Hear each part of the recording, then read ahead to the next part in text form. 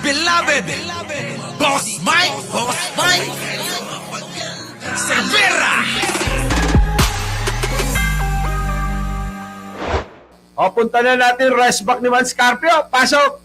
ng mister ni Vice President Sara Yan na, Duterte na si Attorney Man Scarpio ang ilang opisyal dahil sa pagsasapubliko ng Nako po! kanilang bank transactions Nako sa po! impeachment hearing sa kanila.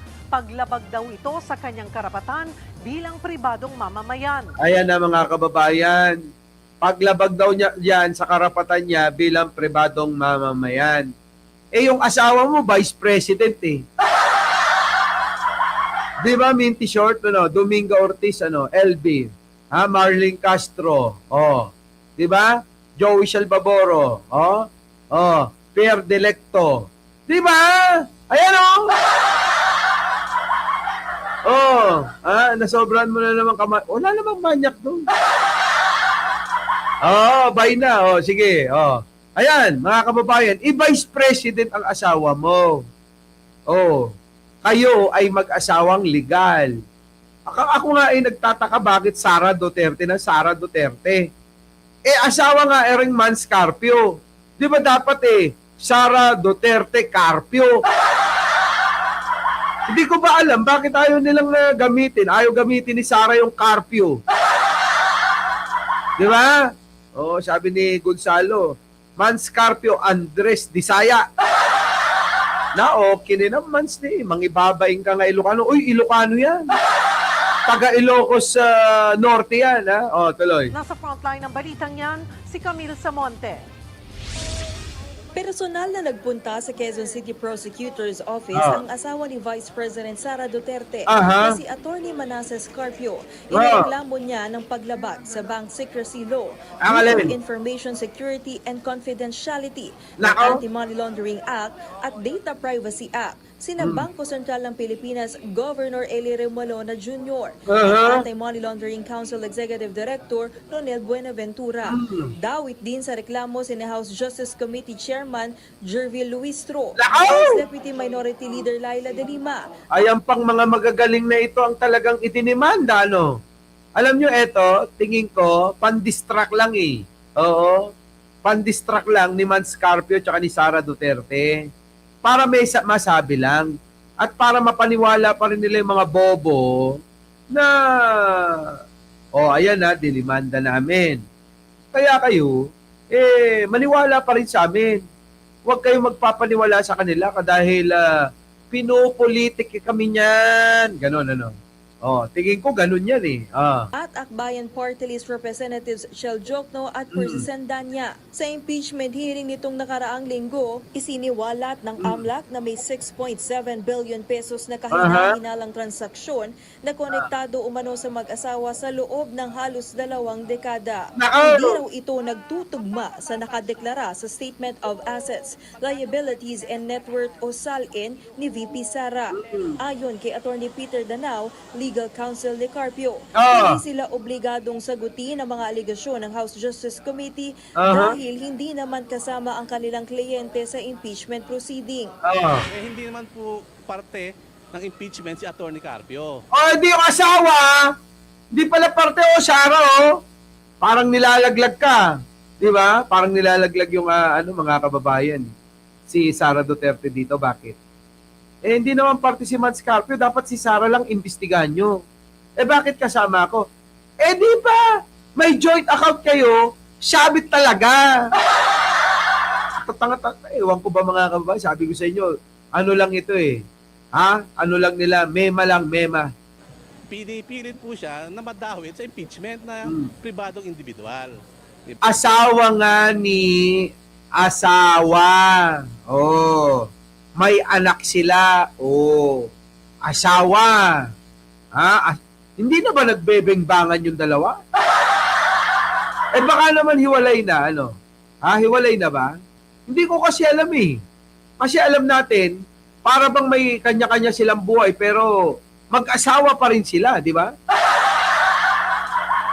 Joint account yun di ba? Jane Wanson, Nicole Sky. Di ba? Tama, Mirashi Bulok, Irma Washida. Hindi naman porket may akusasyon ka o meron kang hinanaing sa isang tao, pwede ka nang gumawa ng labag sa batas. Na sinasabi, transaction yun ni VP Sara, allegedly. Diba? So I think the lawyers of VP Sara can adequately answer that. And I think Hindi nga sumasagot. Bakit kasi hindi pa sagutin si Sara Duterte? Oh, buti pa si Man Scarpio eh. Conjugal nga yan. Ay, wala talaga mangyari. Sabi nga ni Lolita Salazar. Oh, Ilocano rin ako. Natatawa ko sa mga kwento mo. Oh. Ewan ko. Ito na. they have denied it. Itinanggi rin ni Carpio na may lamang bilyong piso ang kanilang bank account. Hindi rin daw malinaw kung anong mga bank account at kung saan nanggaling ang mga na-flag na transaksyon ng Eh di pakita nyo na nga ni para matapos na. Oh, nag-aasawa, Boss Mike. Nang-aasawa parehas. Di ba? Ipakita nyo na kasi kung ano-ano yung mga bangko na yan para matapos na tong usapin na to. Kung wala naman kayong tinatagong dalawa, ikaw lalo-lalo na buday, kung wala ka namang tinatagong hayop ka, abay, pakita mo na, pumirma ka ng bank waiver. Tapos na yan, wala nang pag-uusapan. Ngayon, nagdidemanda pa kayo. Eh, ang pinagtataka nga ng marami, dinimanda nyo lahat, pati BSP, pati AMLAC, pati itong mga kongresista. Pero si Trillanes, hindi nyo siya dinidemanda.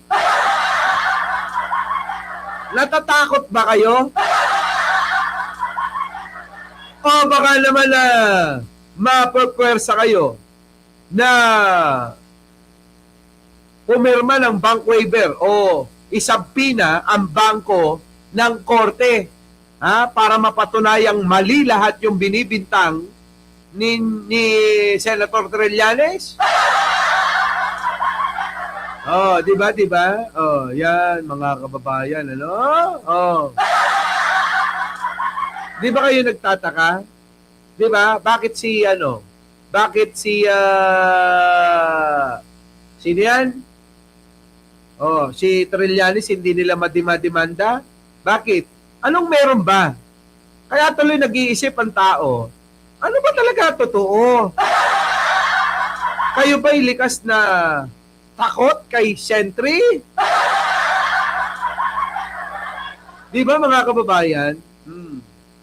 Eh kasi nga daw mga kababayan, kasi baka isabpina yung kanilang bangko lalong mabubuko. Oh, lalo daw mabubuko. Kaya natatakot. Kaya ang nangyari, wag na si Sentry demanda. Pero di ba si Sentry ang nangunguna dyan? Siya nga ang ginawang witness eh. Si Sentry ang witness. Ang pinakulong yung nagpatawag ng witness. Di ba Di ba? Hindi ka nagtataka na bobo si Chucky? Bobo naman talaga yun eh. May crush si Sara Duterte kay Sentry. Ang laka. Sa bagay, mas gwapo si Sentry kay Man Scarpio, ano? Di ba? Tuloy. AMLAC. Paano namin madi-deny or ma-admit yung mga sinasabing transaction kung hindi naman kami binigyan ng kopya nung AMLAC at hindi naman namin kami binibigyan ng kopya ng mga reports kung saan galing ang summary ng AMLAC. Ilocano ito. Ilocano. Kasi gaya, matorne ko si kayo latati agperman, si kayo mag-agpakita aming nga bank account yun. Di ba? Ipakita yung aming nga bank account ni Sara Duterte ni Man Scarpio. Tapno malpasan. Sumanao kayo nga sumanao. Kaadta karon. Imbaga na lang rin amlakan. Nyapay ngay. Pero in my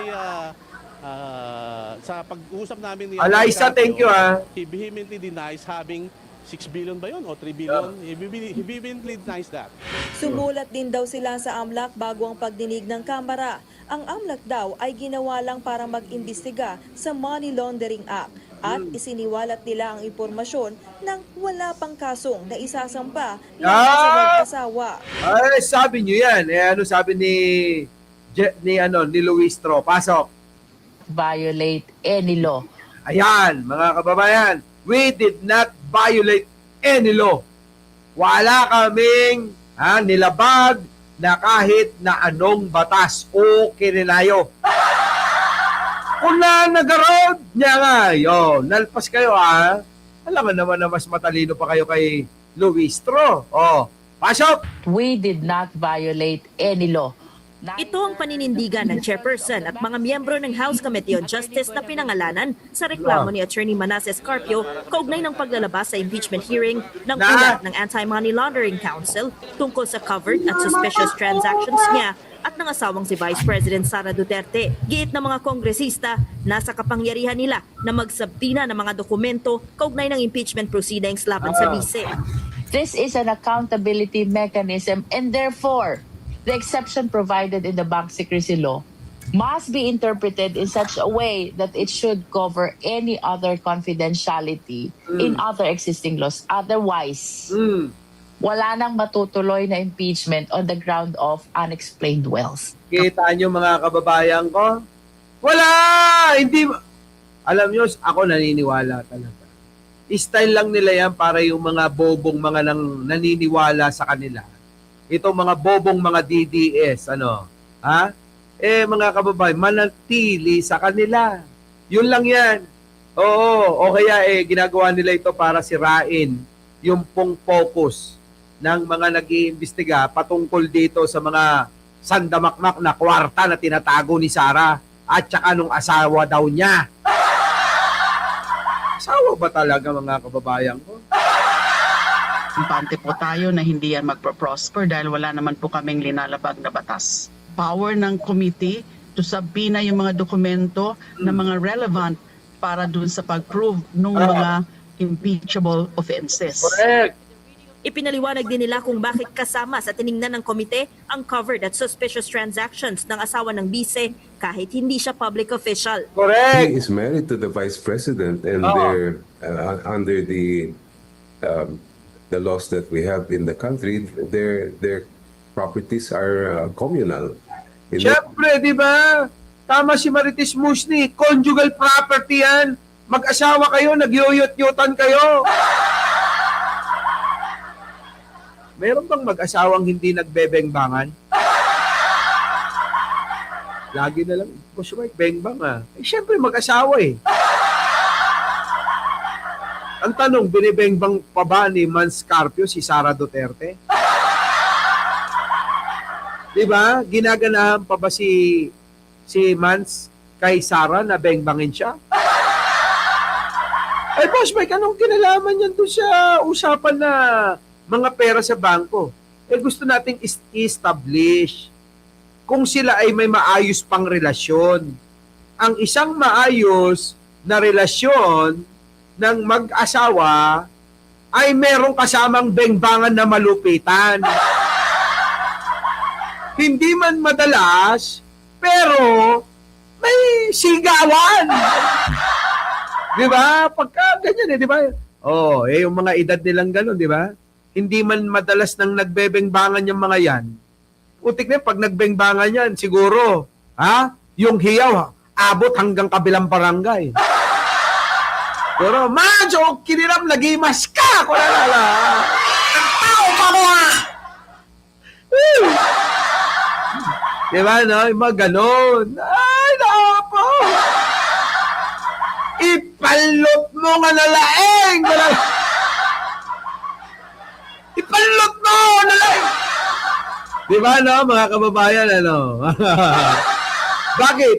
Kailangan establish natin, okay pa ba ang relasyon nyong mag-asawa? Yun. Pag okay pa, syempre nagbebengbangan pa. Kapag ka hindi na, malamang wala na. Di ba? Kapag hindi na okay yung relasyon nila, wala na. Di ba, no? Di ba, Marites Musni? Ganun yun . So there should be every reason to look into the properties of both spouses. In principle, ang ibig sabihin niyan, ang pag-aari ni VP ay pag-aari din ng husband. At ang pag-aari ng husband ay pag-aari din ni VP. Ayun nga yung sinasabi ko eh. Hindi ba naiintindihan ni Manscarpio yun? Na yung pag-aari, bilang mag-asawa, yung pag-aari mo ay pag-aari ni Sara Duterte. At yung pag-aari mo ay pag-aari din ni Sara Duterte. At yung pag-aari ni Sara Duterte, pag-aari mo rin. Kaya nga yung dalawang ari, di ba, nagkukonekta. Di ba? Yung parehas ninyong nag-aari, yung parehas yung pag-aari ay magkakonekta. Ganyan ganyan na ganyan. Ganyan katindi yung koneksyon ng mga pag-aari nyo. Nag-iisa sila. Ganon!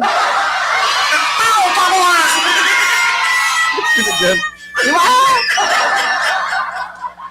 Ay, nako. Ewan ko ba? Yung abogado public, private, raw sila?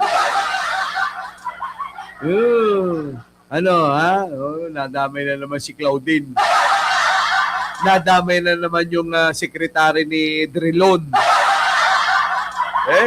Sige. Pinuna ni na De Lima at Diokno ang umano'y pag-single out sa kanila sa reklamo ni Carpio Aha. na yung kolektibong desisyon ng House Committee on Justice at hindi ng iilang kongresista lang ang paglalabas ng subpoena para sa ulat ng AMLC. Harassment na naman ito, panggulo, panglihis ng issue.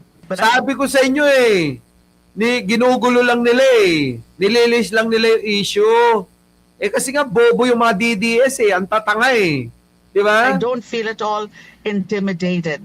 They cannot stop us from doing our imperative constitutional duty. Ayan So wala kayong magagawa, Manscarpio at Sara Duterte. Yang panggugulo nyo, yung mga pandidistract ninyo, lahat ginagawa ninyo para madiskaril ninyo ang hearing dyan. Wala daw kayong magagawa. Di ba? Yun mga kababayan. So paano mga kababayan Dami ko pang tatalakayin talaga Kaya lang putik meron pa akong lakad Meron po tayong importanteng opisyal na kakausapin.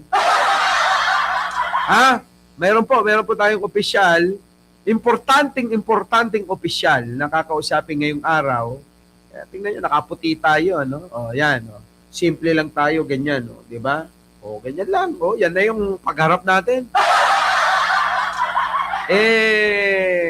Kailangan hindi tayo malate. So, paano? Lalakbay pa kami ng malayong-malayo para dyan sa kanyang kaharian ng ating mapuntahan. So, muli, mga kababayan, maraming salamat sa inyong lahat. Sana'y nag-enjoy kayo. Alam nyo, ang tanging hangarin ko sa channel na to ay mapasaya kayo, mapangiti ko kayo, mapatawa ko kayo, mapahagik-hik ko kayo. At syempre mga kababayan, makatanggal man lang ng konting stress, depress na nangyayari sa atin araw-araw. Dahil kung kayo, kahit papano, nakakatulong o nakakatanggal ng stress nyo, sa akin po, naku, ang laki na ng naibigay sa akin, sa aking buong pagkatao, sa aking kalusugan, at sa aking isipan. Napakalaking bagay po neto na vitamins sa araw-araw. Kaya para sa inyong lahat, mga kababayan, maraming salamat po. Our beloved Boss Mike